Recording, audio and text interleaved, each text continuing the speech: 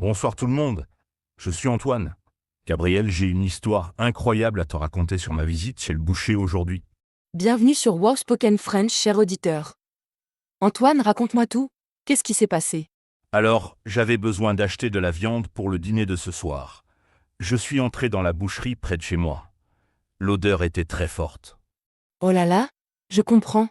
Les boucheries ont toujours cette odeur particulière. Et ensuite, Le boucher était très sympa. Il m'a dit « Bonjour monsieur, que puis-je faire pour vous aujourd'hui ?» J'ai répondu que je cherchais de la viande pour 4 personnes. parfait. C'est exactement ce qu'il faut dire. Et quelle viande as-tu choisi? Ah, c'est là que ça devient intéressant. Il m'a montré du bœuf, du porc, de l'agneau, du poulet. J'étais complètement perdu. Tout avait l'air délicieux. C'est normal. Les bouchers français proposent tellement de choix. Moi, j'adore le bœuf bourguignon. Et toi, qu'est-ce que tu as pris finalement? J'ai demandé conseil au boucher. Il m'a recommandé un rôti de porc. Il m'a dit « Ce rôti sera parfait pour votre dîner. Il faut le cuire 2 heures au four. Excellente idée. Les bouchers connaissent vraiment bien leur métier.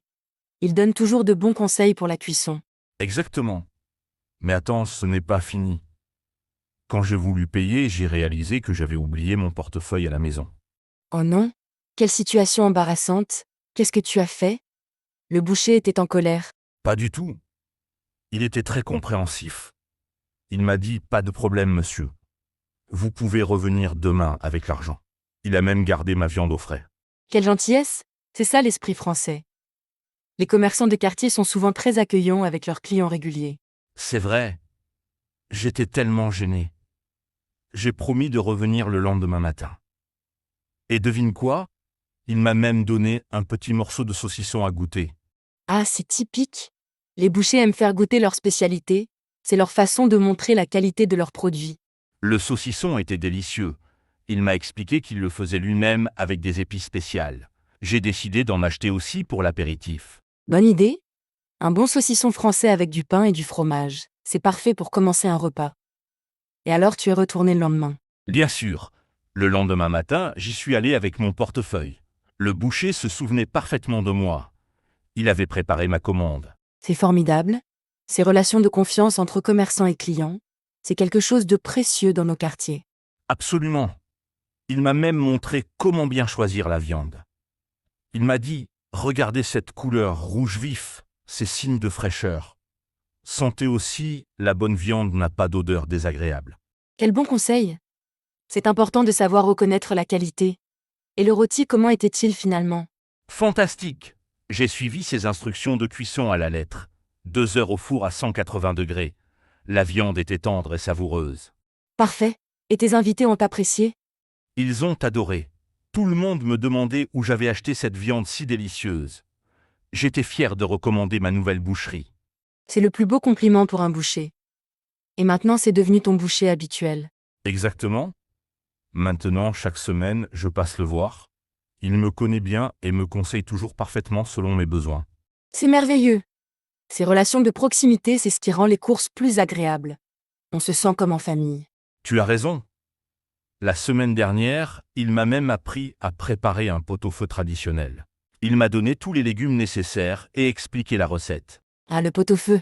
C'est un plat typiquement français. C'est long à préparer, mais tellement bon. Et tu as réussi? Oui, c'était un succès total. Ma famille était impressionnée. Le boucher m'avait dit le secret, c'est la cuisson lente et les bons légumes. Il a absolument raison. La cuisine française demande de la patience, mais le résultat en vaut la peine. Tu deviens un vrai chef. Grâce à lui, oui, il m'a aussi parlé des différentes coupes de viande. Je ne savais pas qu'il existait tant de variétés pour chaque animal. C'est fascinant. Les bouchers français ont une connaissance incroyable de leur métier. Ils peuvent expliquer l'origine de chaque morceau. Exactement. Il m'a montré l'entrecôte, le filet, la côte de bœuf. Chaque partie a ses propres caractéristiques et utilisations culinaires. Et chaque coupe a son prix aussi. Certains morceaux sont plus chers parce qu'ils sont plus tendres ou plus rares. C'est vrai. Mais il m'a aussi montré des morceaux moins chers qui sont excellents pour les plats mijotés, comme le jarret ou la joue de bœuf. Parfait. C'est important de connaître toutes les options. On peut faire de délicieux repas sans se ruiner. Absolument. Il m'a expliqué les saisons aussi. Certaines viandes sont meilleures à certaines périodes de l'année. Ah oui, comme l'agneau au printemps. C'est un conseil de professionnel. Et niveau hygiène, tout était propre dans sa boucherie. Impeccable. Il portait toujours des gants propres, son tablier était blanc et tous les outils étaient parfaitement nettoyés. On sentait le professionnalisme. C'est rassurant. L'hygiène est primordiale quand on manipule de la viande fraîche. Les bons bouchers le savent bien. Il m'a même expliqué comment conserver la viande à la maison. Il faut la mettre immédiatement au réfrigérateur et la consommer rapidement. C'est important. Et si on n'utilise pas tout de suite, on peut congeler. Mais il faut bien emballer pour éviter que la viande sèche. Exactement. Il m'a donné du papier spécial pour emballer ma viande, plus pratique que les sacs plastiques ordinaires. Ces petites attentions font la différence. C'est le service à la française. On prend soin du client jusqu'au bout. D'ailleurs, il connaît tous ses clients par leur nom. Quand j'arrive, il me dit « Bonjour Antoine, qu'est-ce qui vous ferait plaisir aujourd'hui ?» C'est chaleureux. Ces relations personnelles, c'est ce qui manque parfois dans les grandes surfaces. Là, on se sent unique. Complètement. Et il se souvient de mes préférences. La dernière fois, il avait gardé de côté un morceau qu'il savait que j'aimerais. Quel service? C'est un vrai professionnel qui aime son métier. Et ses prix, ils sont corrects? Très raisonnable. Au début, je pensais que ce serait plus cher qu'au supermarché, mais finalement, c'est presque pareil. Et la qualité est incomparable. Normal? Quand on achète de la qualité, on en a pour son argent. Et on soutient les commerces locaux, c'est important pour nos quartiers. Tu as raison. Maintenant, mes voisins viennent aussi dans cette boucherie sur ma recommandation. Tout le monde est content. Fantastique! C'est comme ça que vivent les bons commerces grâce au bouche à oreille. Une bonne réputation, ça ne s'achète pas. Exactement. Et le boucher est tellement content que ses affaires marchent bien. Il m'a dit qu'il pensait embaucher un apprenti bientôt. Parfait. C'est important de transmettre ces savoir-faire traditionnels aux jeunes générations. L'artisanat français doit continuer. Absolument. J'espère que mon histoire donnera envie à nos auditeurs d'aller découvrir leur boucherie de quartier. J'en suis sûre. Merci Antoine pour cette belle histoire. Et vous, chers auditeurs, n'hésitez pas à pousser la porte de votre boucherie locale. Exactement. Et rappelez-vous, un bon boucher, c'est un ami pour la vie. À bientôt sur Was Spoken French. C'est une histoire qui me rappelle mon enfance. Ma grand-mère avait aussi son boucher de confiance. Elle y allait tous les samedis matins. Ah vraiment? Raconte-moi. J'adore ces histoires de tradition familiale française. Ma grand-mère s'appelait Marguerite. Chaque samedi, elle prenait son panier en osier et allait chez Monsieur Dubois, le boucher du village. Comme c'est charmant. Et elle achetait quoi exactement? Toujours la même chose, un poulet fermier pour le dimanche, du jambon blanc pour les sandwichs de la semaine, et parfois un rôti pour les grandes occasions. Le poulet du dimanche. C'est une vraie tradition française. Ma famille faisait pareil quand j'étais petit. Exactement. Et Monsieur Dubois connaissait ses habitudes par cœur. Quand il la voyait arriver, il préparait déjà sa commande habituelle. C'est exactement comme mon boucher maintenant. Cette continuité dans les relations commerciales, c'est beau. Et ta grand-mère parlait longtemps avec lui.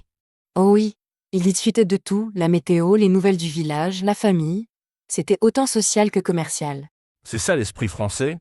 Le boucher, c'est un pilier de la communauté. Il connaît tout le monde et participe à la vie sociale du quartier. Absolument. Monsieur Dubois savait qui était malade, qui se mariait, qui avait des problèmes. Il était comme un confident pour tout le village. Et niveau qualité, comment c'était à l'époque? Exceptionnel. Monsieur Dubois travaillait avec des éleveurs locaux. Il connaissait personnellement les fermiers qui lui fournissaient les animaux. Quelle traçabilité? Aujourd'hui, c'est plus difficile de connaître l'origine exacte de la viande qu'on achète dans les grandes surfaces. C'est pour ça que les boucheries artisanales sont si précieuses. Elles maintiennent cette tradition de proximité et de qualité. Tu as raison. D'ailleurs, mon boucher m'a expliqué qu'il choisit ses fournisseurs très soigneusement. Il visite même les fermes régulièrement. Fantastique! C'est exactement ce que faisait Monsieur Dubois. Il partait parfois visiter les élevages avec sa camionnette bleue. Et ta grand-mère, elle savait cuisiner toutes ces viandes. Oh là là oui, elle avait des recettes secrètes transmises par sa propre mère. Son coq au vin était légendaire dans la famille. Le coq au vin, quel plat traditionnel. Mon boucher m'a justement proposé de me donner la recette de sa femme la semaine prochaine. Merveilleux. Ces recettes familiales sont des trésors. Ma grand-mère notait tout dans un petit carnet avec son écriture élégante. J'aimerais tellement avoir ce genre de carnet. Aujourd'hui, on trouve tout sur Internet, mais ce n'est pas pareil qu'une recette testée en famille. Exactement. Et ma grand-mère adaptait ses recettes selon les saisons. En été, elle préférait les grillades, en hiver les plats mijotés. Très malin. Mon boucher m'a dit la même chose. En ce moment, il me recommande plutôt des plats réconfortants à cause du froid. C'est logique. En hiver, on a besoin de plats qui réchauffent. Un bon pot-au-feu ou un bœuf bourguignon, rien de mieux. Le bœuf bourguignon, mon prochain défi culinaire. Le boucher m'a promis de me donner les meilleurs morceaux pour cette recette. Excellent choix. C'est un plat qui demande du temps, mais le résultat est extraordinaire. Ma grand-mère le laissait mijoter pendant des heures. C'est exactement ce qu'il m'a dit. La patience est le secret de la cuisine française. Voilà ses mots exacts. Il a totalement raison. Et pendant que ça mijote, toute la maison sent bon. C'est un plaisir pour tous les sens. D'ailleurs, parlons des différents types de boucheries. Il y a les traditionnelles comme la nôtre, mais aussi les boucheries halal, kasher. Très bonne remarque. La France est diverse et chaque communauté a ses propres traditions culinaires. C'est enrichissant. Mon quartier a une boucherie halal très réputée. Le boucher là-bas est aussi passionné et compétent que le mien. C'est beau cette diversité. Au final, tous ces bouchers partagent la même passion, offrir de la qualité et du service à leurs clients. Exactement. Et ils transmettent tous l'amour du bon produit et du travail bien fait, peu importe leurs origines. D'ailleurs, as-tu remarqué les outils spéciaux que utilisent les bouchers? Ces grands couteaux impressionnants. Oh oui, mon boucher a une collection de couteaux incroyable. Chacun a sa fonction précise, désossé, tranché, haché. Et ils les entretiennent comme des objets précieux. Toujours parfaitement aiguisés et brillants. Absolument. Il m'a expliqué qu'un bon couteau, c'est l'outil le plus important du boucher. Il les affûte tous les matins avant d'ouvrir. C'est du professionnalisme. Et la découpe, c'est tout un art aussi. Regarder un bon boucher travailler, c'est comme voir un artiste. Tu as raison. La précision, la rapidité, l'élégance du geste, c'est fascinant à observer. Et ils connaissent l'anatomie des animaux par cœur. Ils savent exactement où couper pour obtenir les meilleurs morceaux. C'est un savoir qui s'apprend sur des années. Mon boucher m'a dit qu'il avait commencé son apprentissage à 15 ans. 15 ans? Quel courage!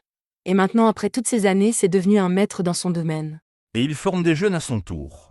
Il m'a présenté son apprenti la semaine dernière. Un garçon très motivé et respectueux. C'est formidable. Cette transmission du savoir-faire, c'est essentiel pour préserver nos traditions artisanales françaises. Absolument. D'ailleurs, les bouchers participent souvent aux fêtes locales. Le mien organise des dégustations pendant la fête du quartier. Quelle bonne idée! C'est leur façon de partager leur passion avec toute la communauté.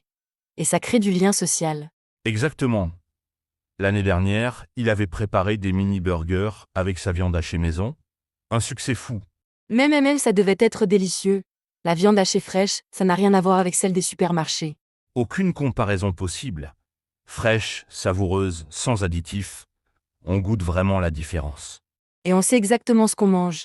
Pas de mystère sur l'origine ou la composition. C'est rassurant, surtout pour les familles avec des enfants.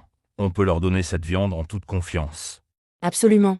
Et les enfants apprennent aussi à reconnaître la vraie qualité. C'est une éducation au goût importante. Mon boucher adore quand les parents viennent avec leurs enfants. Il leur explique son métier avec patience et pédagogie. C'est merveilleux. Ces rencontres marquent souvent les enfants. Peut-être que certains deviendront bouchers à leur tour. Qui sait? En tout cas, ils garderont le goût des bons produits et respecteront ce métier traditionnel. Et parlons des spécialités régionales. Chaque région de France a ses propres traditions de charcuterie et de viande. Oh oui, mon boucher vient de Bourgogne et il prépare des spécialités de là-bas, les poisses, le jambon persillé. Délicieux. Moi j'adore les spécialités du sud-ouest, le jambon de Bayonne, les confits, les rillettes. Et chaque spécialité a sa propre histoire, ses propres techniques de préparation. C'est tout notre patrimoine culinaire. Exactement. Quand on achète chez un bon boucher, on achète aussi un peu d'histoire et de culture française. C'est poétique, mais c'est vrai. Chaque produit raconte l'histoire d'une région, d'une tradition, d'un savoir-faire. Et maintenant, avec la mondialisation, ces traditions sont encore plus précieuses. Il faut les préserver. Absolument. C'est notre responsabilité de consommateurs de soutenir ces artisans passionnés. Et de transmettre ces valeurs aux générations suivantes. Comme ta grand-mère l'a fait avec toi. Exactement. J'espère que nos auditeurs auront envie de découvrir ou redécouvrir leur boucherie de quartier après notre émission. J'en suis certaine. Et ils découvriront que c'est bien plus qu'un simple achat. C'est une expérience humaine riche et authentique. Parfaitement dit. Merci Gabriel pour cet échange passionnant. Et merci à tous nos auditeurs fidèles de Wow Spoken French. À très bientôt tout le monde. Passez une excellente soirée et bon appétit si vous allez chez le boucher après notre émission.